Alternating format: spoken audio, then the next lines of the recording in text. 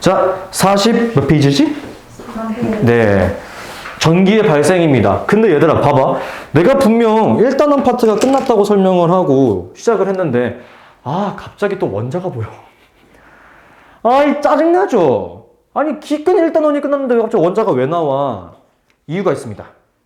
여러분, 우리 원자라고 하는 친구는 항상 전기적으로 무슨 성이었죠? 중성이었어요. 그죠? 너네 목소리 안 들어갑니다. 걱정 마세요. 마이크 여기 있으니까요. 원자는 항상 전기적으로 중성이에요. 그죠? 오케이? 근데 이 원자라고 하는 친구가 전자를 버리기도 하고 전자를 얻어오기도 하죠. 그 과정을 통하여 음이온과 양이온이라고 하는 것으로 변화된다 하는 것을 우린 저번 시간에 배웠습니다. 그죠? 따라서 천천히 한번 가볼 겁니다. 복습이라고 살짝 생각해도 괜찮아. 자, 여러분, 이 전자라고 하는 친구를 얻었어요. 그러면은 그 원자는 어떤 형태로 바뀌게 됩니까? 무엇이 되죠? 세 글자. 음이온으로 바뀌게 될 거예요. 그렇죠? 그 다음 이 음이온이라고 하는 친구는 전기, 즉 전하량이 어떻게 되나요? 마이너스 전하를 혹은 음전하를 띠게 되는 물질이 만들어질 거예요. 그죠? 두 번째, 이 원자라고 하는 친구가 전자를 버릴 거야. 그러면 무엇이 만들어지죠? 맞아요. 양이온이라고 하는 친구가 만들어집니다.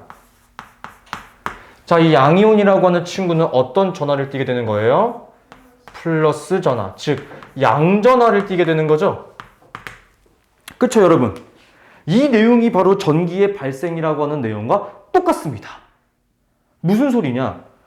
여기다가 바로 제가 2번으로 쓰도록 할게요. 두 번째, 전기의 발생이야.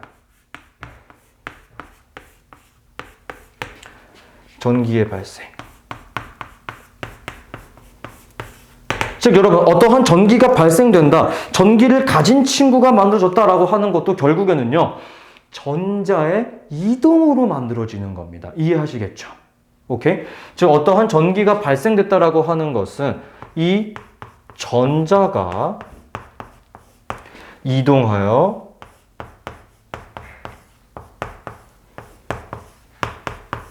발생되는 거예요. 이해하시겠습니까? 그럼 여러분, 똑같아요. 우린 지금 원자라고 하는 친구로 설명을 시작을 했지만 어떠한 물체라고 한번 이야기를 해보도록 할게요. 첫째, 어떠한 물체가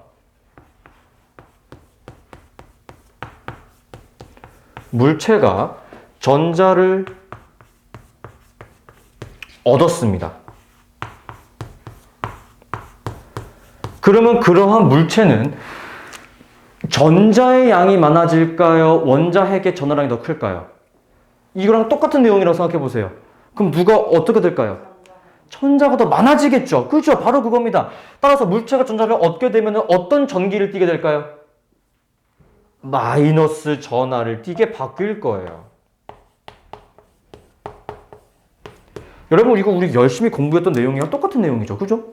그럼 여러분, 너무나 당연하게 원래 있었던 어떠한 물체가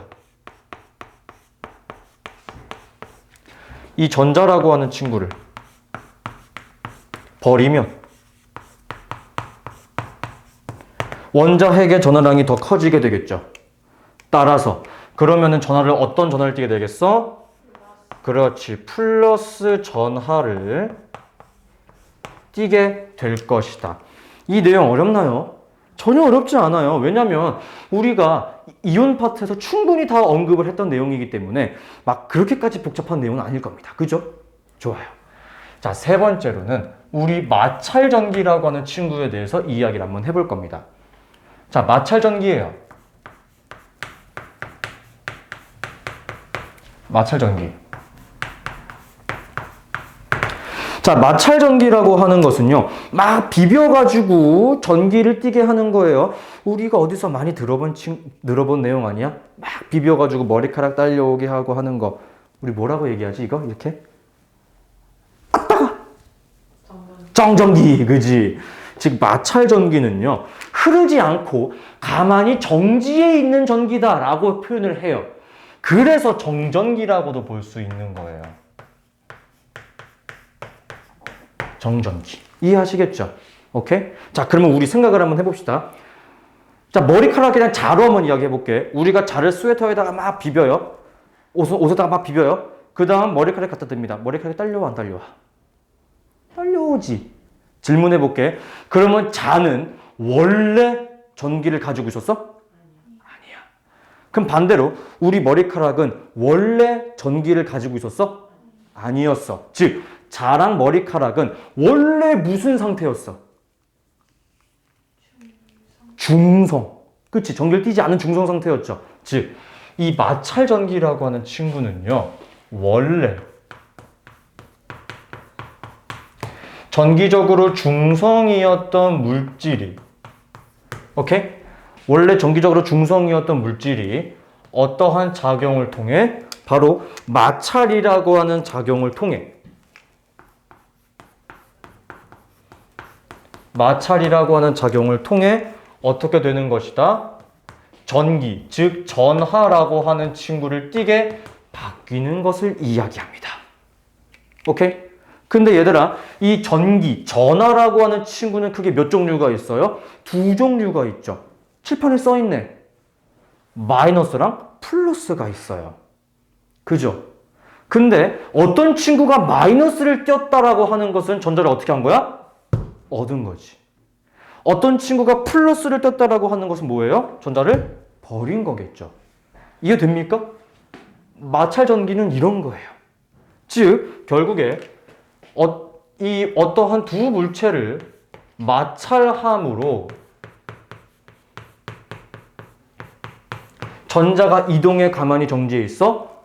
이동하는 거죠. 전자의 이동으로 전하를 가지게 되는 거죠.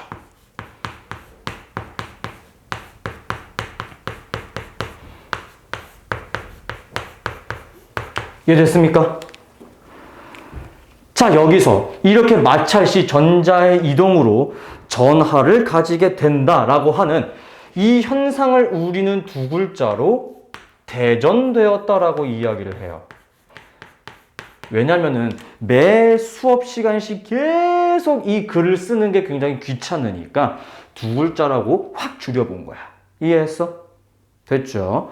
그럼 여러분, 이렇게 마찰 시 전자의 이동으로 전하를 가지게 된 그 물체를 우리 뭐라고 부를 수 있을까? 그 물체는 대전체라고 부를 수 있겠지. 이해됐니? 됐죠? 이런 내용이에요. 자, 그러면 천천히 한번 가보도록 할게요. 우리가 이 마찰 전기 파트에서 그 다음으로 공부를 해야 될 게 바로 세 번째. 정규 교육 과정에서는 빠지게 된 단어이기는 합니다. 대전열이라고 하는 친구가 있어요. 자, 대전열이라고 하는 것은 의외로 간단합니다. 뭐냐면은 왼쪽으로 가면 갈수록 플러스 전기가 될 가능성이 큰 거거든요. 그 순서가 어떻게 되냐면은 가장 먼저 털가죽, 그 다음이 유리, 그 다음이 나무인가? 명주나무구나. 명주, 그 다음이 나무,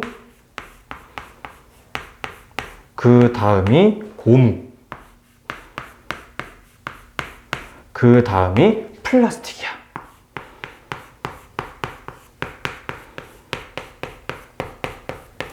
자, 이런 순서로 되거든요.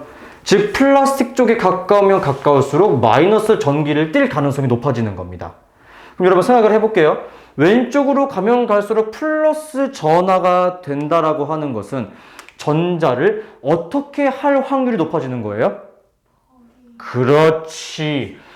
왼쪽으로 가면 갈수록 전자를 잘 버림. 그죠? 그러면 오른쪽으로 가면 갈수록 마이너스가 되기 쉽다라고 하는 것은 전자를 잘 얻음. 이렇게 보시면 되겠죠? 됐습니까? 그럼 여러분 생각을 한번 해볼게요. 첫 번째 케이스예요. 제일 왼쪽과 제일 오른쪽에 있는 한 글자씩만 쓸게. 털가죽이라고 하는 친구랑 플라스틱을 마찰 전기를, 정전기를 막 일으켜볼게. 그럼 털가죽은 전자를 막 버리고 싶어 하지. 플라스틱은 전자를 막 얻고 싶어 하지. 그럼 털가죽은 어떤 전기가 될까? 막 버리고 싶어 하니까 플러스 전하를 띠게 바뀌지 않겠어? 그지? 그럼 그 버린 전자를 플라스틱이 다 흡수하려고 하겠죠. 그럼 플라스틱은 뭐가 되겠어? 마이너스가 되려고 할 거예요. 됐습니까? 네, 굉장히 쉬운 내용이었어요. 자, 여기서부터가 문제, 얘들아. 잘 봐봐. 그럼 갑자기 털가죽이랑 그 바로 다음에 있는 이 유리라고 하는 친구를 마찰전기 한번 해볼게요. 그럼 털가죽은 유리보다 더 왼쪽에 있죠? 그 뜻은 털가죽이 유리보다 전자를 더 잘 버리는 친구죠? 그러면 털가죽이 전자를 버릴까? 유리가 전자를 버릴까? 털가죽이 더 잘 버리겠지. 그럼 털가죽이 뭐가 되겠어? 플러스가 되는 거예요. 어우, 좋아. 그럼 유리는 반대로 뭐가 되겠어? 마이너스 되는 거야. 어우, 똑똑해. 너무 좋아. 오케이? 그 다음. 그럼 얘들아, 유리랑 명주랑 한번 해보자. 자, 유리는 명주보다 더 왼쪽에 있죠. 즉, 유리가 명주보다 전자를 더 잘 버리죠. 그럼 유리가 전자를 버릴 거니까 뭐가 되겠어? 그렇지. 아우, 좋아. 그럼 명주는 반대로 마이너스가 될 거예요. 너무너무 잘하고 있어. 자, 마지막 하나만 더 해볼게요. 그럼 여러분, 이 명주라고 하는 친구랑 나무라고 하는 친구를 한번 마찰전기 일으킬게요. 명주는 나무보다 더 왼쪽에 존재합니다. 따라서 전자를 더 잘 버리려고 하겠죠. 따라서 명주는 뭐가 되겠습니까? 그렇지. 나무는 마이너스가 될 거예요. 이해됐습니까? 자, 그 다음 여러분, 털가죽은 명주보다 두 칸 뒤에 있죠. 두 칸 왼쪽에 있죠. 그러면 그만큼 2배 더 전자를 잘 버리냐? 그런 건 아니에요. 2배, 절대적인 수치는 아닙니다. 그냥 상대적으로 명주가 유리보다는 전자를 더 잘 얻고 이런 식으로, 오케이? 즉, 이 대전열에서 여러분들이 반드시 기억해야 될 내용은 무엇이냐? 이것은 절대적인 것이 아니고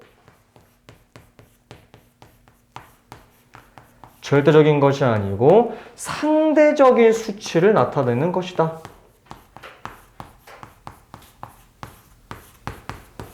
이해하시겠습니까? 저거 시험 문제 종종 나오는 문구 중에 하나예요. 상대적이다. 이해됐습니까? 좋아요. 자, 그 다음은요. 우리가 어차피 다음 파트에서 이야기를 할 내용이기는 한데 저는 미리 하나 더 가지고 온 내용이 한 가지가 있습니다. 바로 네 번째, 전기력이라고 하는 친구예요. 자, 많은 학생들이 그냥 전기력이라고 이야기를 하면은 뭔지 몰라요. 근데 내가 전기력 옆에 쓸 네 글자를 쓰는 순간 할 거예요.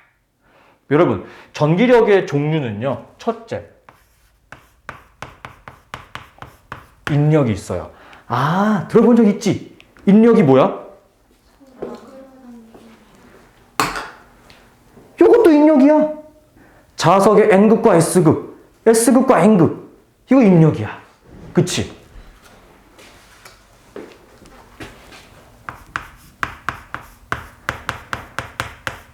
청력은 뭐야? 밀어내는 게 청력이야. 인력과 반대되는 힘을 이야기하는 겁니다. 이해됐죠? 오케이? 자, 그래서 우리 천천히 한번 가보도록 할게요. 자, 여러분, 근데 우리가 지금 배우고 있는 게 자석의 N극과 S극이 아니고 플러스랑 마이너스죠? 따라서 이 전기력의 종류인 인력이라고 하는 친구는요. 우선 첫 번째, 서로 끌어당기는 힘입니까? 밀어내는 힘입니까? 그렇죠. 우선 첫 번째, 인력은 서로 끌어당기는 힘이에요.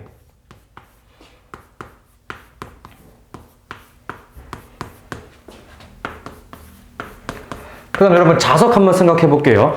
자석에서 인력이 작용하기 위해서는 N극과 S극, S극과 N극이죠. 서로 같은 극일 때 잡아당기나요?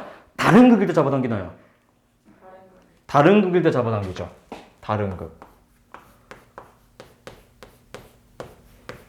근데 여러분, 우린 지금 전기에 대해서 공부하고 있습니다. 따라서 전기의 종류는 뭐랑 뭐 있었어? 마이너스. 그러면은 인력이 작용하기 위해서는 무슨 극이랑 무슨 극이 달라붙을까? 그렇지. 인력은요. 플러스랑 마이너스에서 혹은 마이너스에서 플러스 사이에 인력이 작용할 거예요. 그죠? 당연한 내용일 겁니다. 두 번째. 전기력의 종류 두 번째, 청력이라고 하는 친구가 있어요. 여러분, 청력은 무슨 힘이죠?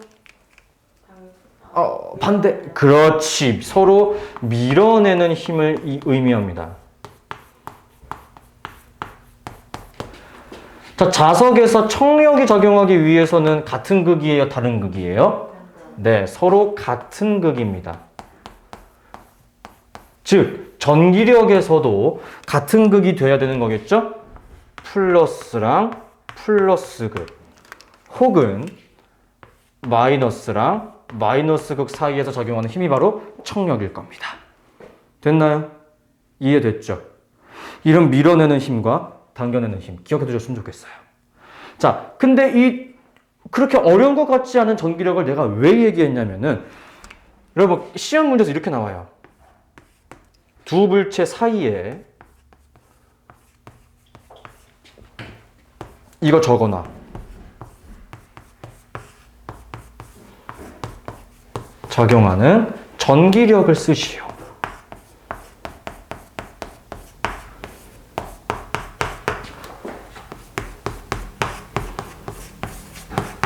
이렇게 문제가 나옵니다. 그럼 여러분 전기력을 쓰라라고 하는 말은 결국에 뭘 쓰라는 얘기예요? 뭐 쓰면 될까요? 인력인지 청력인지 쓰라고 하는 말인 거예요. 이해하시겠죠? 그러니까 시험 문제에서 인력인지 청력인지 쓰시오라고 했으면은 다 쓸 수 있어요. 플러스인지 마이너스인지만 판단하면 되기 때문에 어렵지 않은데 전기력을 쓰시오 하면은 전기력이 뭐지? 뭘 쓰라고 하는 말이지? 헷갈려 합니다. 이해하시겠죠? 즉, 우리가 이 전기력을 쓰라라고 하는 말은 결국에 무엇이다? 조금 전에 공부했던 인력이 작용하고 있는지 혹은 청력이 작용하고 있는지 둘 중에 하나를 골라서 쓰라는 말입니다. 저 내용은 굉장히 자주 등장할 문구이기 때문에 반드시 기억을 해두셨으면 좋겠어요. 이해됐습니까? 네, 좋아요. 자, 그 다음 하나만 더 해보도록 할게요. 여러분, 저 전기력이라고 하는 친구 우리 생각을 한번 해볼게요. 얘들아, 자석이 세게 달라붙어 있어. 아니, 이걸 설명을 이렇게 해야 되겠다. 여러분, 차라리 제가 설명 이렇게 한번 해볼게요. 전기력의 크기야.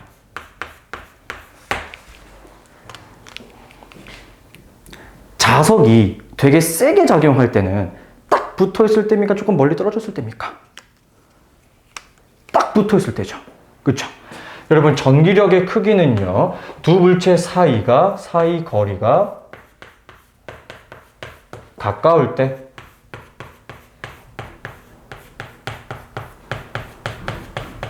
힘이 셉니다. 오케이? 두 번째로는 플러스의 값이 크거나 마이너스의 값이 크거나, 즉 플러스의 값, 마이너스의 값 우리 뭐라고 얘기할 수 있어? 세 글자로 전하량이라고 이야기하죠. 전하량의 크기가 클 때 전기력의 크기는 커질 겁니다. 이해하시겠습니까? 오케이? 요 정도 이해할 수 있을 것 같아요. 자, 우리는 10분 정도 쉬었다가 다음 내용 진행할 건데, 여러분 다음 내용이 조금 난이도가 있어. 이거 우리 잘 따라줬으면 좋겠습니다. 오케이? 10분 정도 쉬었다 할게요.